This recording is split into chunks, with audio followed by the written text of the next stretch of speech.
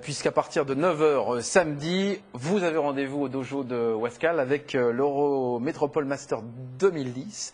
C'est du judo, et il y a Anthony Dangry qui est avec nous pour en parler. Bonsoir Anthony, comment ça va? Mais ça va bien. Vous êtes en forme? Oui. Bon, vous êtes l'organisateur de cet événement. Le principe de cette journée, c'est quoi? Alors, je ne suis pas moi personnellement l'organisateur de Vous faites l'événement. partie de l'organisation de l'événement. C'est le comité nord de judo. C'est important. On sent le côté humble, hein, genre je vais mettre tout le monde ensemble, comme ça il n'y a pas de jaloux. C'est quoi le principe de cette grande journée? Alors le principe c'est que c'est un tournoi très original puisqu'il est pour les judokas de 30 ans jusqu'à 75 ans. Ah bon? Hommes et femmes. Et à l'intérieur de ce tournoi, il y a deux compétitions possibles. Une compétition exclusivement au sol. Donc les judokas démarrent au sol et restent au sol pendant tout le combat. Et il y a également une compétition classique où les judokas démarrent debout et peuvent continuer au sol, comme d'habitude. Mais vous avez dit 75 ans. On peut encore pratiquer le judo à 75 ans? Alors c'est l'une des grandes questions qu'on se pose, c'est jusqu'à quel âge faut-il autoriser ce genre de manifestation? Les règlements sont différents les uns et les autres. Au moment où je vous parle, celui qui est inscrit, qui est le plus âgé, est un Serbe de 71 ans. Ah oui, d'accord. Bon. Alors on a avec nous Jean-Michel Puget et Marc Lefranc qui sont en train de faire une petite démonstration de différentes prises de judo. Là par exemple, ils font quoi là en fait, Anthony? Alors, oui. Jean-Michel vient de faire un sasae, une technique de jambe. Il vient de faire un taiotoshi enchaîné avec une jujigatame, une clé de bras.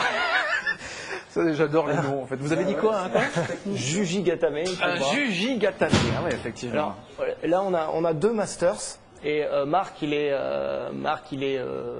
ils sont ceinture noire. Oui, ils sont ceinture noire tous les deux, bien sûr. Ouais. Et Marc est M3, c'est-à-dire qu'il a entre 40 et 44 ans. Et Jean-Michel, lui, M5, donc entre 50 et 54 ans. Et donc la particularité de l'Euro Métropole Masters, c'est que les combattants se rencontrent dans leur catégorie d'âge et dans leur catégorie de poids. D'accord. Quelles sont les difficultés de cet art martial? Je dirais que la plus grande difficulté pour les adultes, puisque nous, ce qu'on essaie de faire, c'est de développer le judo chez les adultes, la plus grande difficulté, c'est l'appréhension de la chute. C'est drôle ce que vous dites, parce qu'avant le début de l'émission, vous avez vu avec nous, vous étiez là tout à l'heure, il y avait Francis qui s'est prêté au petit jeu avec l'un des deux. C'est le plus dur, c'est ça en fait finalement? Je pense que le plus dur c'est ça, mais c'est encore plus dur pour une personne justement d'un certain âge, enfin le public senior par exemple. Moi je sais que j'en parlais souvent quand je faisais du sport, c'était les chutes justement vers l'arrière. Donc je pense que ça prévient aussi de ça, de pourquoi savoir on a peur tomber. de se claquer le dos ou... En fait, chez les tout petits, puisqu'au judo on peut démarrer à 4-5 ans, chez les tout petits on fait pratiquement 1 an, 2 ans de chute à répétition, ce qui fait qu'au bout d'un moment ça devient... Mais par contre un adulte qui démarrerait le judo à une trentaine d'années, il y a beaucoup d'appréhension parce qu'il n'a pas l'habitude de tomber vers l'arrière, vers l'avant. Vous voulez dire que si on commence nous maintenant, c'est un peu trop tard, quoi? Non, je dis pas que c'est trop tard, mais je dis qu'il faut aborder les choses différemment. C'est pas aussi facile que tomber, c'est pas aussi facile que pour un gamin, c'est facile. Pour un adulte, c'est pas si évident. Il faut aborder les choses différemment. C'est pas la même pédagogie, on va dire. Où est-ce que vous allez chercher le plaisir dans ce sport?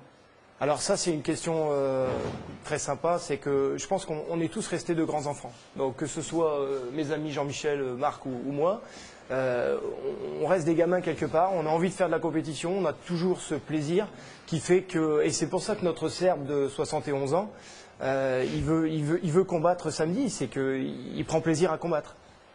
Vous voulez refaire une petite prise? Non. Est-ce que vous allez avoir justement des stands comme ça, des stands qui vont permettre à des gens qui ne participent pas de pouvoir justement assister et au moins découvrir peut-être un tout petit peu? Non, on n'a pas de stand, mais par contre la compétition en elle-même, c'est notre principale vitrine. En fait, ce qu'on veut montrer par là, c'est que le judo adulte, tout le monde peut le faire. C'est aussi pour ça qu'on fait une compétition au sol, parce que la compétition au sol est un peu plus soft, on va dire, que la compétition debout. Mais on veut aussi montrer aux adultes qu'à n'importe quel âge, on peut faire du sport, on peut se faire plaisir. Et il y a également autre chose qui est très importante, c'est qu'on ne veut pas opposer loisir et compétition. Moi, je pense que c'est complémentaire.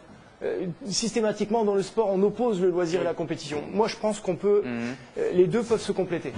Pourquoi il a enlevé sa ceinture? C'est pour être plus à l'aise. Alors il a enlevé sa ceinture, peut-être parce que il n'a pas le temps de faire une pause pour la remettre. En principe lors d'un combat, quand la ceinture est défaite, on la remet, mais bien bon. Sûr. Là c'est une démonstration. Voilà, exactement. On dit aussi souvent que le judo c'est une école d'humilité. Oui. Moi, j'ai l'impression que c'est quand même extrêmement important ça. Quand j'étais gamin, je faisais du judo et il y avait cette fait du idée. judo, Michel Oui, Quint que j'étais petit, entre 8 et 14 ans vous allez en nous gros. montrer des mots, non, non mais maintenant je suis vieux maintenant. Il a dit, on peut y Non. arriver même si on est Mais il y avait âgé. cette inscription que on trouve toujours son maître, quelque chose comme ça. Et le professeur de judo nous disait sans arrêt, mais même si tu es excellent, il y aura toujours quelqu'un de meilleur que toi. Et ça, c'est une idée qui me paraît extrêmement importante dans tous les domaines. Si le judo développe cette idée-là, c'est un grand sport. J'ai commencé à 6 ans, j'en ai 40, j'ai jamais arrêté. Je suis forcément d'accord avec vous. Il y a un code moral et un vrai judoka, en général, il applique le code moral sur le tapis, mais également en dehors.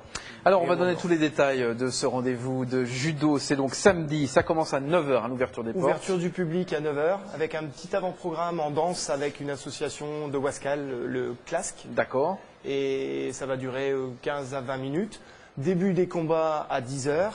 Et il y a également quelque chose de particulier, c'est à 14h la remise du 7e dan de Cécile Novak, donc tout le monde connaît je pense, championne d'Europe, championne du monde, championne olympique, mais également le 6e dan de son enseignant formateur. Et là je rejoins ce que vous avez dit tout à l'heure, c'est que l'enseignant formateur est très important et je sais que Pierre Bourri compte beaucoup aussi pour Cécile Novak. Et on va également remettre une médaille d'or au trésorier actuel du comité Nord, Christian Très bien. Prélon. Eh bien, merci beaucoup. On y sera. Décidément, on a beaucoup de choses à faire dans les jours qui viennent. C'est donc ce samedi et ça commence à partir de 9h avec WEO, la télé dans Pas-de-Calais. Merci beaucoup, Merci à vous. Anthony, d'être venu. Merci Ben également d'être venu sur la Grand Place. À très bientôt. Petit rendez-vous, tiens, sur notre antenne. Et merci, tiens, en fait, c'est vrai. Merci à Jean-Michel et à Marc pour ces prises qu'ils nous ont fait sur la Grand Place aujourd'hui, mardi. Jeudi soir, à partir de